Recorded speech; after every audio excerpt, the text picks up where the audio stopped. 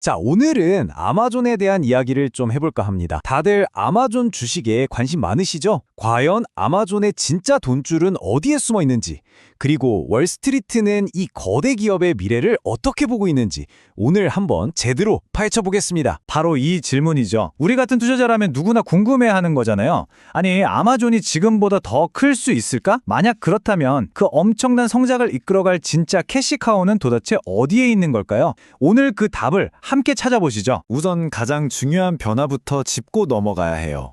아마존의 DNA 자체가 바뀌고 있다는 사실입니다. 예전에 아마존은 오직 성장, 이 하나만 보고 무조건 달렸다면 지금의 아마존은 아주 영리하게 이익을 뽑아내는 기계로 진화하고 있어요. 바로 이 지점이 우리가 아마존을 다시 봐야 하는 이유입니다. 많은 분들이 아마존 하면 딱 AWS일 거예요. 뭐 당연하죠. 근데요, 그건 이제 이야기의 절반밖에 안 됩니다. 오늘은 수면 아래에서 아마존의 미래를 조용히 하지만 아주 강력하게 이끌고 있는 새로운 숨겨진 성장 엔진 두 가지에 집중해 볼 겁니다. 자, 그 첫 번째 비밀병기는 바로 광고입니다. 우리가 아마존에서 뭐 하나 검색할 때마다 아마존은 그 엄청난 트래픽을 바탕으로 어마어마한 광고 수익을 벌어들이고 있어요. 이게 중요한 건 이 광고 수익이 거의 다 순이익으로 꽂힌다는 거죠. 이제 이건 부업이 아니라 명실상부한 핵심 이익 사업입니다. 이 그래프 한번 보세요. 정말 놀랍지 않나요? 이제 광고 사업의 성장률이 아마존의 심장이라고 불렸던 WS를 추월했습니다. 22%대 이 숫자가 바로 아마존의 체질이 근본적으로 바뀌고 있다는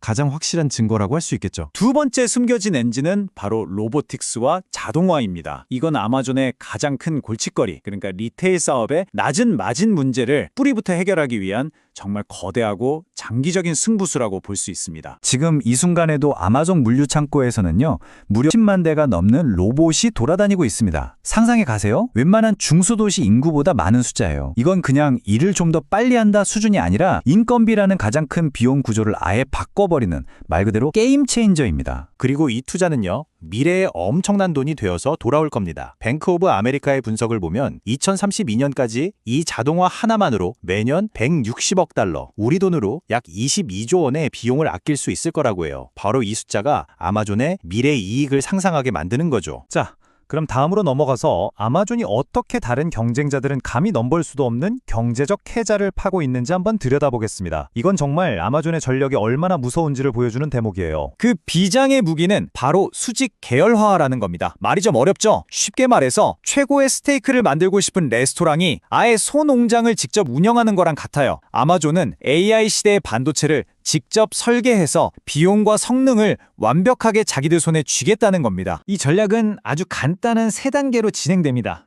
첫째, 그래비톤이나 트레이니움 같은 자체 칩을 만들어요. 둘째, 엔비디아 같은 회사에 비싼 돈 줄 필요 없이 비용을 확 낮추죠. 그리고 셋째, 이렇게 아낀 돈으로 고객들한테 더 싸고 더 빠른 AI 서비스를 제공하는 겁니다. 그 결과가 어느 정도냐고요? 바로 이 숫자 프로입니다. 아마존이 만든 칩을 쓰면 이를 학습시키는 비용이 그냥 반토막이 나버리는 거예요. 이건 아마존 혼자 돈 버는 걸 넘어서 AWS를 쓰는 고객들까지 끌어들이는 그야말로 누구도 따라할 수 없는 강력한 선순환을 만들어내는 거죠. 자, 그런데 이렇게 좋은 이야기만 할 수는 없겠죠. 모든 투자에는 당연히 리스크가 따릅니다. 지금 이 장밋빛 전망을 한순간에 뒤흔들 수 있는 가장 큰 위험 요인 두 가지 솔직하게 한번 짚어보겠습니다. 역시 가장 큰 리스크는 바로 이거죠. 미국 연방거래위원회 FTC가 제기한 반독점 소송입니다. 이건 그냥 벌금 좀 내고 끝나는 문제가 아니라 아마존이라는 기업의 구조 자체를 위협할 수 있는 굉장히 심각한 문제입니다. 물고 늘어지는 핵심은 프로젝트 넷이라는 비밀 알고리즘이에요. 아마존이 이걸 이용해서 소비자들 모르게 가격을 슬쩍 올렸다는 거죠. 더 심각한 건 최근에 법원이 아마존의 소송기각 요청을 받아들이지 않으면서 이제 이 리스크는 정말 피할 수 없는 현실이 됐습니다. 그래서 투자자로서 우리가 반드시 염두에 둬야 할 리스크는 딱 두 가지입니다. 첫째, FTC 소송에서 져서 최악의 경우 회사가 쪼개질 수도 있다는 점. 둘째, AI와 로봇에 쏟아부은 그 천문학적인 돈을 진짜 이익으로 만들어낼 수 있느냐 하는 실행의 문제입니다. 자, 지금까지 우리가 살펴본 이 모든 조각들을 종합해서 월스트리트는 과연 어떤 최종 결론을 내렸는지 확인해 보겠습니다. 월스트리트가 아마존에 대해 강력 매수를 외치는 이유는 결국 이 세 가지로 요약됩니다. 첫째,